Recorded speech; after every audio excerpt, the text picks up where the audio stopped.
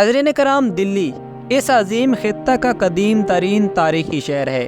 یہ ہندوستان کا دارالحکومت ہی نہیں بلکہ اس خطے کی عظیم سیاسی، معاشی اور سماجی روایات کا امین اور اس کا دل ہے۔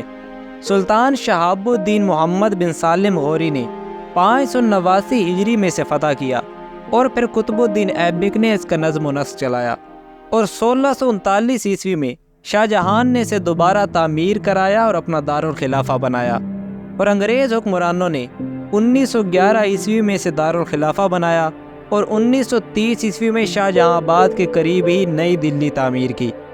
ناظرین، اس تاریخی شہر میں بہت سے بزرگان دین کے مقابر اور ان کے مزارات ہیں۔ بزرگان دین کے علم و فکر اور سیاسی روایات کی وجہ سے اس شہر کو ہندوستان کا بغداد بھی کہا جاتا ہے۔ ناظرین کرامی، سب سے پہلے جس عظیم بزرگ نے دلی کو انسان دوست نظریہ کی وسعت اور دین اسلام کے پھیلاؤ کے لیے اپنا مرکز بنایا، وہ سلسلہ چشتیہ کے جلیل القدر بزرگ حضرت خواجہ قطب الدین بختیار کاکی کی ذات گرامی ہے۔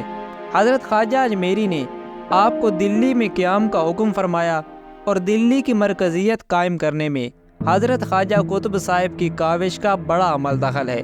آپ کا وصال 14 ربیع الاول 635 ہجری میں ہوا اور قصبہ مہرولی میں آپ کا مزار موجود ہے۔ معزز دوستو، دلی میں دوسرے بزرگ سلطان المشائخ حضرت خواجہ نظام الدین اولیاء رحمۃ اللہ علیہ ہیں۔ آپ نے حضرت قطب صاحب کے بعد دلی شہر میں دین اسلام کے انسان دوست رویوں کے پھیلاؤ کے لیے بڑا کام کیا ہے۔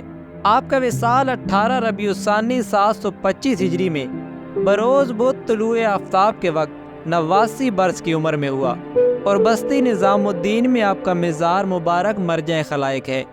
معزز ناظرین، سلسلہ نقشبندیہ کے بانی خواجہ خواجگان حضرت الامام خواجہ محمد باقی المعروف باقی باللہ رحمۃ اللہ علیہ کا مزار مبارک بھی دلی میں واقع ہے۔ آپ اپنے شیخ حضرت مولانا خواجگی امکنگی رحمۃ اللہ علیہ کے حکم پر ہندوستان تشریف لائے اور آپ کا وصال 40 سال کی عمر میں 25 جمادی الثانی بروز سوموار 1012 ہجری میں ہوا اور آپ کا مزار مبارک شہر کی آبادی میں صدر بازار میں شہر کے مغرب رخ پر واقع ہے۔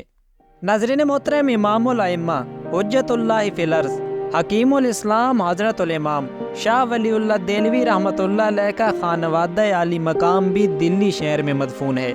اس خانوادہ کرام کے مزارات کوشک انور مہدیہ کے قریب ایک میدان میں ایک پختہ احاطہ میں ہے۔ یہ جگہ ترکمان گیٹ اور دلی دروازہ کے درمیان ابو الکلام آزاد میڈیکل کالج کے ساتھ متصل ہے۔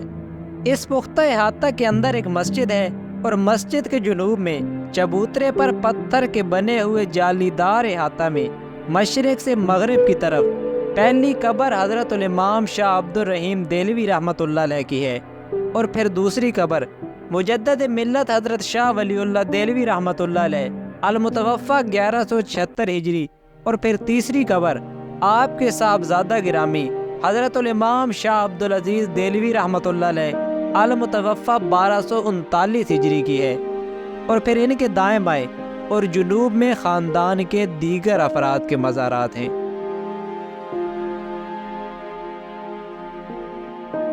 ناظرین، یہ چھوٹی سی کاوش اگر آپ کو اچھی لگی ہو تو اسے لائک کریں اور اسے زیادہ سے زیادہ شیئر کریں، اور مزید اس طرح کی ویڈیوز کے لیے ہمارے اس چینل کو ضرور سبسکرائب کریں۔ آئندہ آنے والی ویڈیو تک ہمیں دیں اجازت۔ اللہ حافظ۔